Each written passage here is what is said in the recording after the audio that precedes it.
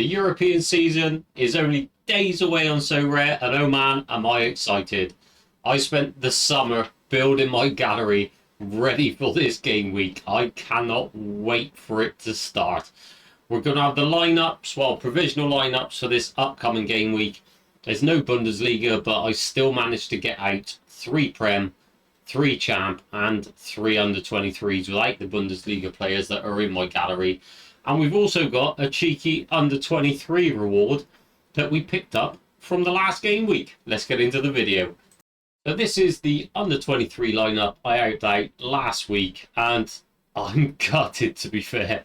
I'm picking up a tier 4 under-23 who's not going to be great, but this lineup was smashing. Elise started us off in the final of the Olympics for the gold medal. He scored 100 points as captain, got us 125. Jimenez was up next. He got us a 64.8. Wasn't great, but he did get an assist, so it carried on going well. And then Tillman scored a 99.7 for PSV, getting me 101.7. And this lineup was flying. I was projected in the top 10. I think it was something like 8th. Then the Benfica game. Trubin, obviously guaranteed starter. I put Antonio Silva in the lineup. I did think he'd play because obviously Portugal got back a lot earlier than the rest of the teams. But he sat on the bench the whole game. 0 points. 0 points. And the other player I have got from that team, who is also under 23, Thomas Araujo, scored 79.6. 80 points in this lineup makes a massive difference. With bonuses, I am up by that top 10. And to top it all off, Benfica got absolutely smashed 2-0. What is going on? They're not meant to lose. So, yeah, but we're getting a tier 4. We can't complain. It's a reward from a lineup I wasn't expecting to put in. So we will take it. And going into 501, it's a pretty similar story. It's just players I had in the gallery. Chevalier and Andre are playing now. They are currently 0-0 against Fenerbahce. So, yeah, Chevalier playing well. Andre really done nothing. Not sure if Nico Williams played the opening game. Obviously, he was in the final of the Euros. He might play, he might be on the bench, who knows. Casco, I'm expecting to start, but Bruno Zuccolini, I don't think starts. He may come off the bench. So, like I say, it's another lineup just chucked in. These are lineups last season I would have gone and bought players just to fill out the lineups that had good matchups for that game week, but I'd done it so much. I was buying players, but they had a massive inflated value because they were playing in the midweeks. As soon as the game week had finished, because of obviously list or play, they would just crash in price again, and I was losing a fortune on cards. So I've learned my lesson. It's not going to happen again. We are not buying players just for a midweek, so we just put in what we got in the gallery. And what I'm really excited about is game week 502. Sorare have just announced actually it is going to be game week 1. We are starting over with the new gameplay, the new Sorare, everything. It's all starting over, and it's going to be game week 1. And these are some provisional teams. Like I say, they may change. They probably will change a lot, to be fair. But starting in Prem Classic, I've got a Raya, a White, a Declan Rice, my Saka forward card, and Bruno Fernandes. I'm expecting them all to play, and that is in a Division 2.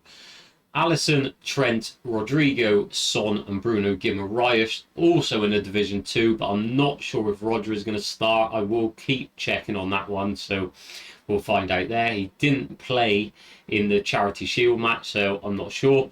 And then a Division 3 lineup of Pickford, Romero, Odegaard, Salah, and McAllister. So 3 really good lineups. It's just probably Rodri that might get changed in that one. Then going into Champ, I've got Courtois, Militao, Bellingham, Mbappe, and Vitinha. Mike Maignan, Marquinhos, Douglas Luiz, who obviously now plays for Juventus. Looked at a few of their friendly results, and it looked like he was playing as a cam. So I think he could be a smasher on Sorare this season. Obviously, Juventus don't get minted cards. So if you have got a Duggo card, could be a big differential in Champ this season. So he has gone in as captain. And then we have got Ter Stegen, Koundé, Fabio Ruiz, Rodrigo, and my Cole Palmer forward card. Like I say, these players could change around which lineup they're going in, projected whether they're going to start or not. And then the under-23s, we got Truben again. I've actually put Araujo in this time. Could be Antonio Silva. I'm going to keep checking the predictions, check Predictify, because he was pretty much smack on Predictify with his Benfica team. I should have followed his advice and put this guy in for last week. Then we got Tillman again. Anthony Gordon is another one, maybe a risk, because obviously he's not had much rest. Are they going to put him straight back in the team? And then João Neves, the same. Is he going to start the first game for his new club at PSG? And we got Chevalier, Saliba, Saka mid, Vinny Jr. and Mainu. And then Marmadashvili, currently linked to Liverpool with a thing going back out on loan. They want to buy him, then loan him straight back out. So he is playing. So we'll see whether that happens. Gavardiol, Slobosai, Garnacho and Jimenez again. So I believe that is 9 really strong lineups. Then I've bought the Villa in season, boys, so I'm going to play them in season. Why not? I've got the cards. Why not play them? So we got a Martinez, a Konza, a McGinn, a Watkins, and my Cole Palmer mid card, because obviously you can have one classic.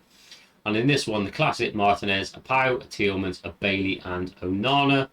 And then the last one's just a bit of a lineup that I'm just throwing in, to be honest. The Martinez, a Cash, a Ramsey probably won't start, Archer definitely won't start, and Maatsen, he is 93% to start at the moment. Reliability is low. I always check these Thursday nights or on the Friday morning before the deadline is due, because that's when you get the high reliability scores on these to see who they think is going to start. So that's the lineups for the upcoming game week. And like I said, I can't wait. I'm really excited for the Premier League and European football to be back. Let's see how the lineups do. Let's get into the under-23 reward. And the under-23 reward is in. We'll take our coins. Probably only going to be 100 coins. Seems impossible to get loads of coins now. Ah, I've just spotted, hiding behind the little card here, 377th. It's telling me I'm getting a tier 3 limited, which I don't mind, because Sorare Data told me I was getting a tier 4. I'm pretty sure that said tier 4. It did say tier 4. It said I was 383rd and a tier 4. But we'll take a tier 3 instead. We are not going to moan about it. So let's reveal our cards. So defender from, I'm not, GRO, not sure who that is, but he's under 23. It's an early access card, obviously, so if he's a starter, he could stay in the gallery for under 23s. If he's worth a bit, might just sell him on. I can't see him being worth a lot as an under 23.